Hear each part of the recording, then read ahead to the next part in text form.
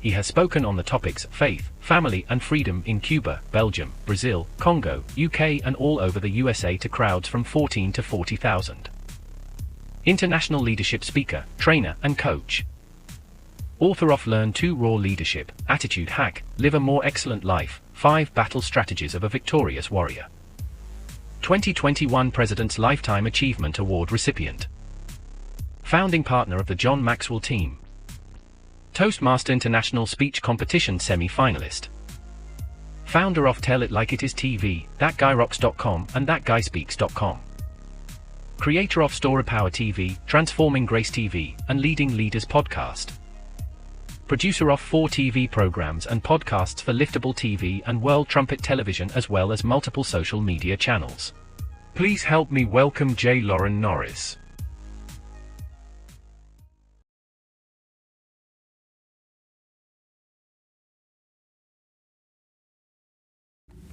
You know, sometimes the leaders are right. The people with all the wisdom, the old dudes, the ones who've been around forever and ever. And they say things like, if you're going to get it, you're going to have to work hard to get it. Or everything that you want in life is uphill. You're going to have to push uphill to get it. You got to have to work harder or work smarter, not hard. Harder, smarter, yeah, something like that. Yep. But you're going to have to put in the sweat and the toil if you want this thing to work. But then I saw this video today that really just boggles the mind when you think about it, because the guy's doing like no work at all and really getting ahead. How does that happen? How do you get ahead? I mean, genuinely get ahead, genuinely lead the pack when you're doing no work at all. That's what I want to talk about today on Leading Leaders. Subscribe now for our extensive video library of leadership lessons promoting faith, family, and freedom. I'm J Loren Norris with Leading Leaders Podcast, and you might be thinking when I talk about someone who's leading the pack but not working at all that I'm talking about the most recent political race, because there was a lot of that going on, but it's not the same thing. There's a difference between having the momentum or having somebody else carry the ball for you and then crossing the finish line and have them hand it back. Like a designated hitter or a pinch runner. You know, somebody who steps in after you've done part of the work and they do the rest of the work. That's not what I'm talking about. I'm talking about someone who is genuinely in a race and he figured something out that everybody else either hadn't figured out or was afraid to try. And what he figured out put him ahead. I was watching a video. You may have seen this. It's been all over Facebook. It gets shared on a regular basis. But in this video, there's a cyclist, like a cross-country racer on a bicycle. He's pedaling as hard as everybody else is pedaling, and they're working. And then suddenly he comes to this big hill, and everybody else leans in and pedals even harder to try to gain the momentum of the downhill run. He stops pedaling. In fact, he takes his feet completely off the pedals. Then he lays on the seat, tucks his arms in, and puts his chin on the handlebars. In a matter of a couple of minutes, he moves from his position, passes half a dozen other cyclists at the lead of the race. In fact, at one point, his downhill pace is so fast, he's passing the pacing motorcycle. And as he's passing it, the motorcycle rider throws his legs up on the seat and tries to imitate him because the motorcycle, it's a moped, can't keep up with the downhill run of the cyclist who is not pedaling.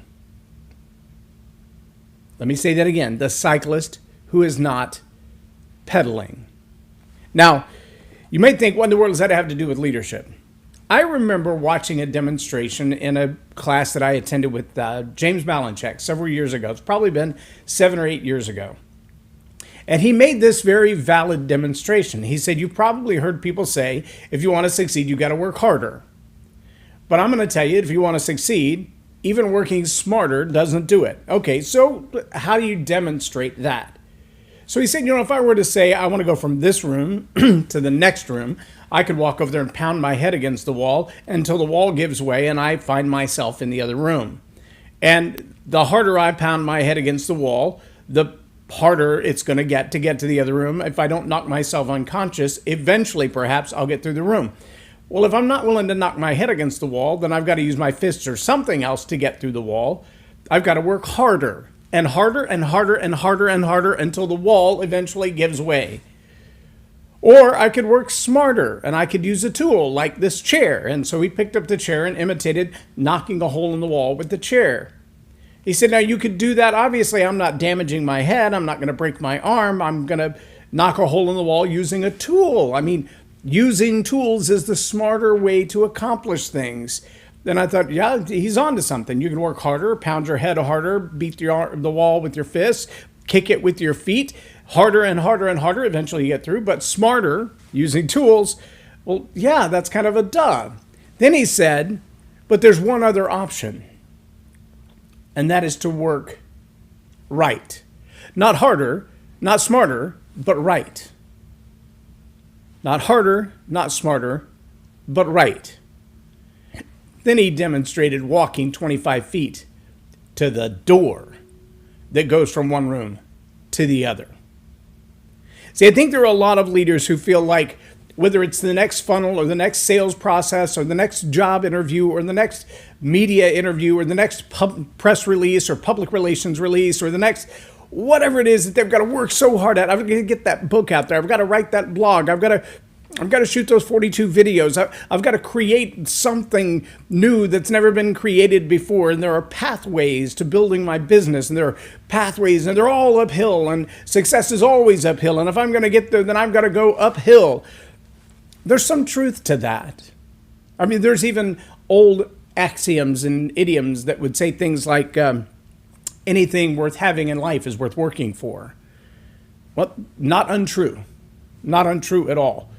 But I will tell you that there's something about the way this world was wired from the very beginning where little things like natural law, like gravity and aerodynamics, when you understand those practical laws, when you understand the way God put them in place in the first place, you couldn't have pedaled hard enough to catch the guy on the bicycle who had learned to apply gravity and aerodynamics simultaneously. You could have grabbed 2 or 3 more gears, stretched yourself as hard as you can go, push as hard as you want to.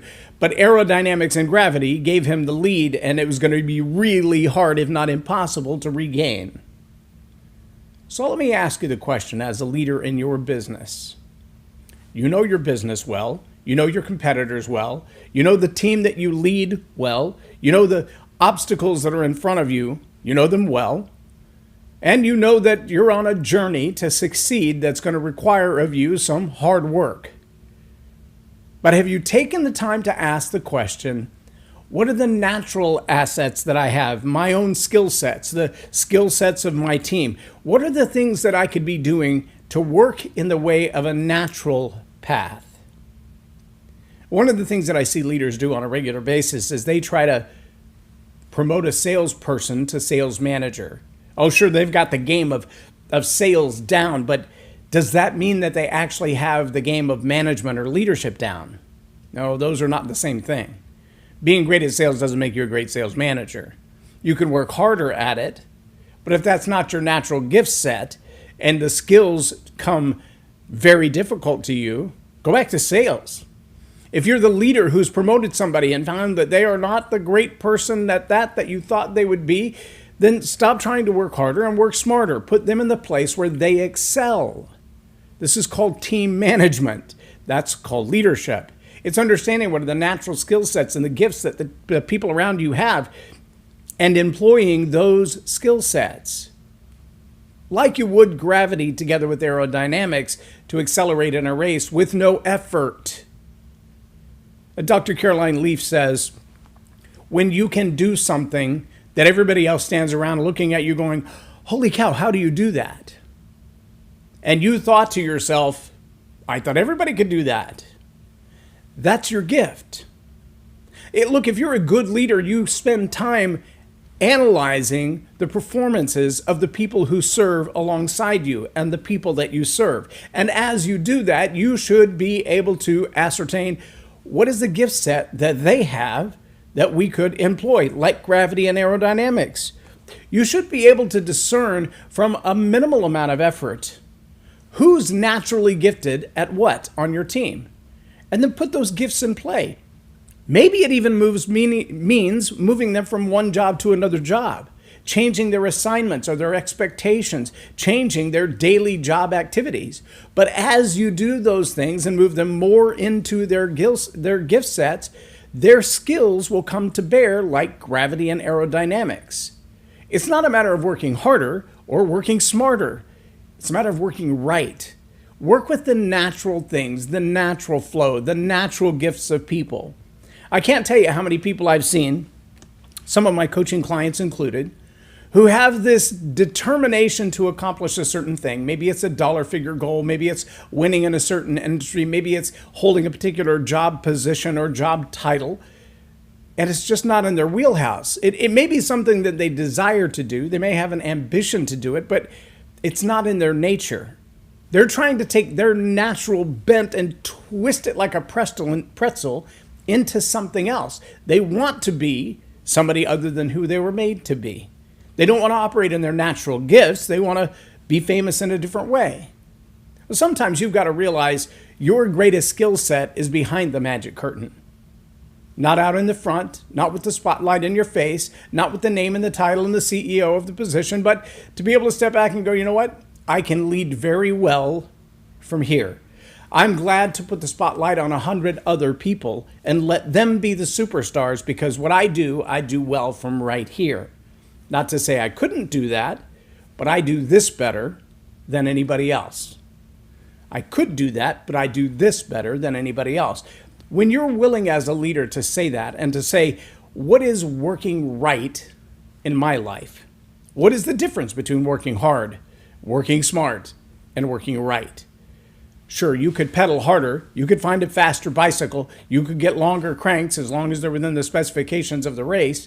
You could do all of those things and pedal. Or you can lean into the problem, knowing that the natural path of gravity and aerodynamics are already on your side. And if you lean into what's already going right, you can work right. That's why most people who kayak don't kayak upstream. Well, sure, they find the place with the rapids and the cliffs and the waterfalls and all the fun drama that goes along with it. But what they don't try to do is go up the waterfall or up the river against the flow of the current in the rapids. No, they go with the current. That's why they pick the place of launching in to follow the flow of the river. Doesn't seem like a hard thing, right? Why do you think airplanes, almost every airport, takes off into the direction of the wind?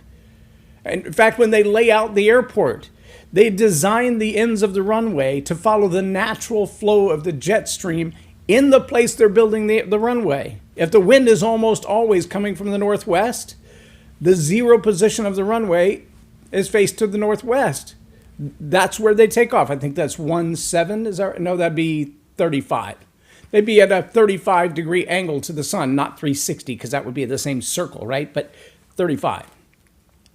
They're looking to take off into the wind every time. Why? Well, because wind creates lift. There's a video floating around on Facebook right now of a lady who's walking, and then she holds her phone up to the sky. She's like, look, that plane's making the noise like it's flying, but it's not going anywhere. I'm like, well, probably because it has that giant banner behind it. And if you listen closely to the engine, it's pretty much at idle. So he's literally flying just enough to overcome the resistance of the wind that's flying against him. Birds do it all the time. It's called soaring or drifting, where they just catch the wind current and they're not pushing at all. They're not making any effort at all. They're just allowing the existing wind to keep them aloft. The law of aerodynamics and the law of lift. Anybody can do it if you understand it. Watch people jump out of an airplane in a windsuit. They're making no effort. They're following the path of the wind. They're following the path of the gravity. They've applied the law of lift and the law of aerodynamics and the law of gravity to the journey that they want to take. So let me ask you finally, as a leader, what is this law natural law, this natural path, your gifts, your talents, your skills that you've overlooked or ignored? What are the ones that you could have employed long ago that wouldn't mean working smarter or working harder, but working right? Who on your team is gifted or talented to do something that you haven't challenged them to do? As a leader, I'm pretty convinced there are moments in your life that you could be doing more. And you could be doing more not by working harder. You could be doing more not by working smarter. You could be doing more by working right, by realizing that the path of least resistance actually is a natural course of action. The river flows downhill, except in a few places on earth. The river flows toward the ocean in almost every place on earth. The wind has a direction. You can follow it just like you can the river.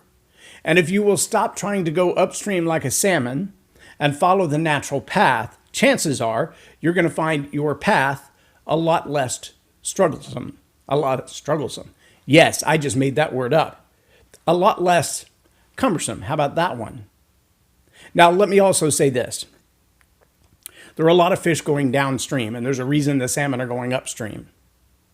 There's times in life that the flow downstream, not the place you want to be. But as a leader, I still want to challenge you to ask the question, am I taking full advantage of the natural course of actions? Am I taking full advantage of the skill sets and the talents that are naturally in the people on my team, in me? Or am I simply going against the flow because I believe that hard work will eventually pay off? Am I taking advantage of the natural opportunities that are already there? Or am I resisting for resistance sake? Those are two totally different things. And both of them can benefit you as a leader. So I challenge you to ask the question, am I flowing where the natural resources of all of the universe are in my favor? Or am I resisting for the sake of resistance? You can work harder, you can work smarter, you can work right, or not work at all. I'm J Loren Norris with Leading Leaders Podcast for Tell It Like It Is TV. Have a blessed day.